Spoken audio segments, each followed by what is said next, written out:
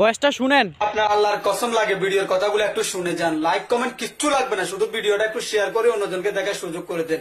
শুনুন কি বলতাছে। নবী বলছেন, আল্লাহ আমার উম্মত যদি জাহান্নামে থাকে আমি কিন্তু জান্নাতে যাব না। আল্লাহ বলছেন আপনি না গেলে তো জান্নাত উদ্বোধনই হবে না। এবারে মামলা কি দাঁড়ালো? আল্লাহ পাক বলে যে আমি তাহকামুল হাকিমিন নিজেকে বলেছি, বিচার না করলেও তো জিনিসটা সুন্দর হয় না। অনবী একটা কাজ করেন, ওয়ালা সৌফা ইউতিকা রাব্বুকা ফাতারদাত, আমি কাউকে বলি নাই, আপনাকে না বলেছি। আমার সাল্লাহ কাইল্লা রাহমাতাল লিল আলামিন কারো সম্পর্কে নাজিল করি নাই, আপনাকে দিয়েছি। ওয়ালাল আখিরাতু খায়রুল লাকা মিনাল উলা, কাউকে বলি নাই, আপনাকে বলেছি। আর আমি আল্লাহ ভালো করে জানি আপনি হচ্ছেন উম্মতের দরদী নবী।